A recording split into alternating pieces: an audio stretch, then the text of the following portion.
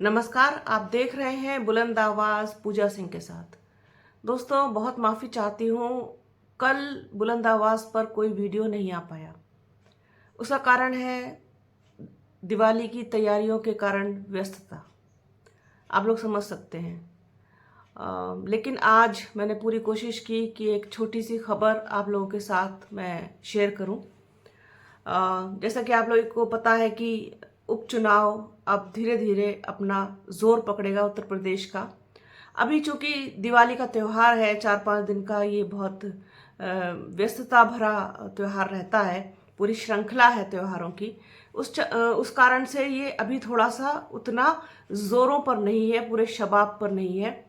उसके बाद आप देखेंगे कि जो 10 दिन बचेंगे उसमें बहुत जोर शोर के साथ पूरी तैयारियां शुरू होंगी और चुनाव प्रचार भी जोर पकड़ेगा। हालांकि चुनाव प्रचार तो चल रहा है। जितने भी प्रत्याशी मैदान में हैं सभी पार्टियों के, वो अपने अपने क्षेत्र में पूरी कवायद के साथ जुटे हुए हैं कि हम अपना मैसेज लोगों तक पहुंचाएं। इसी बीच बड़ी खबर ये निकल के आई है कि जो समाजवादी पार्टी के फूलपुर से प्रत्याशी हैं, उनके ऊपर SC/ST एक्ट के तहत मुकदमा दर्ज हो गया है। क्या है पूरी खबर, आइए आपको बताते हैं। इससे समाजवादी पार्टी की फूलपुर में कुछ मुश्किलें बढ़ती हुई दिखाई दे रही हैं। इतनी आसान राह फूलपुर में समाजवादी पार्टी की नहीं होने जा रही। ऊपर से ये केस हो जाना और जिस तरीके से जाति सूचक शब्दों का प्रयोग किया गया है, उसके बाद लगता नहीं है कि सारी चीजें इतनी आसान होंगी समाजवादी पार्टी के लिए। पूरा मामला क्या है आइए आपको बताते हैं।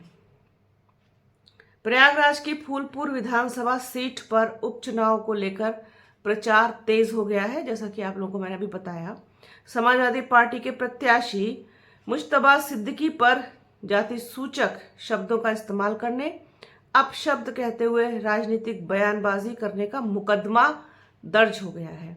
सपा प्रत्याशी पर FIR बहुजन समाज पार्टी के फूलपुर विधानसभा अध्यक्ष राजकुमार गौतम ने दर्ज कराई है। हालांकि बाद में मुश्तबा सिद्दीकी ने माफी मांग ली। उनका कहना है कि बहुजन समाज के लोगों को जाति सूचक अपशब्द कहे गए। मतलब राजकुमार गौतम का कहना है, गंगा पार के सराय इनायत थाने में दर्ज हुई इस FIR में SC/ST एक्ट की धाराएं लगी हैं। मामला फूलपुर विधानसभा के सराय इनायत क्षेत्र का है। इस क्षेत्र में प्रचार के दौरान जो फूलपुर सपा प्रत्याशी हैं सिद्दीकी, उन्होंने इस तरीके के जाति सूचक शब्दों का प्रयोग किया। सपा प्रत्याशी मुश्तबा सिद्दीकी ने मीडिया के सवालों के जवाब में कुछ शब्दों का इस्तेमाल किया था जब वो मीडिया से बात कर रहे थे प्रचार के दौरान।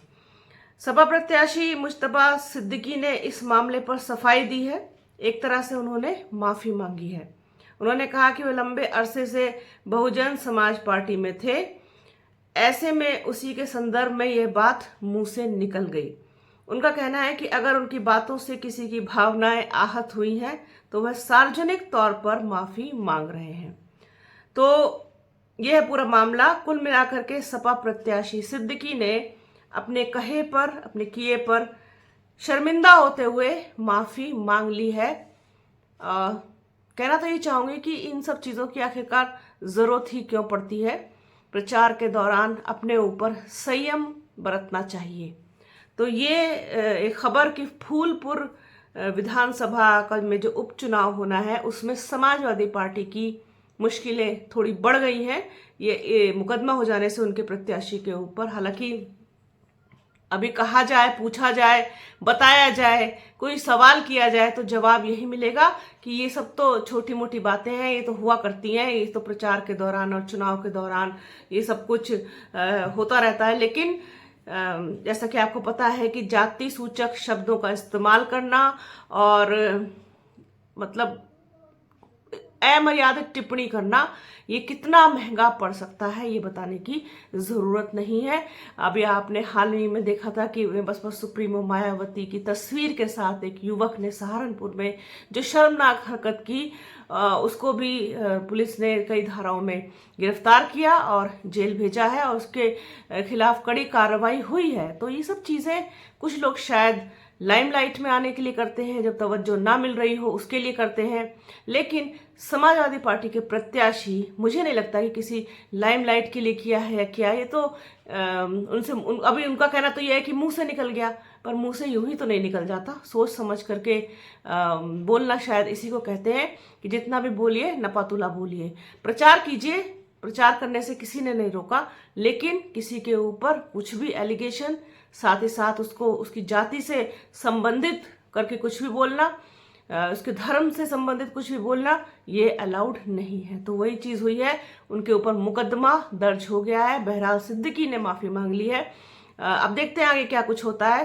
तो फूलपुर से या फिर कहीं और से कहीं जो भी अपडेट मिलेगी आपको, आपके साथ कोशिश करूंगी कि मैं उसको शेयर कर सकूं, क्योंकि इधर व्यस्तता बहुत ज़्यादा है त्यौहार की वजह से। फिर भी आपके साथ एक कनेक्टिविटी बनाए रखने की पूरी कोशिश मैं करती हूँ, डेली वीडियो लेकर के आती हूँ, कोशिश जारी रहेगी। तो बने रहिए हमारे चैनल के साथ। हमारे चैनल को लाइक कीजिए, शेयर कीजिए, सब्सक्राइब कीजिए, वीडियो को पूरा ज़रूर देखिएगा, ज़्यादा से ज़्यादा शेयर कीजिएगा।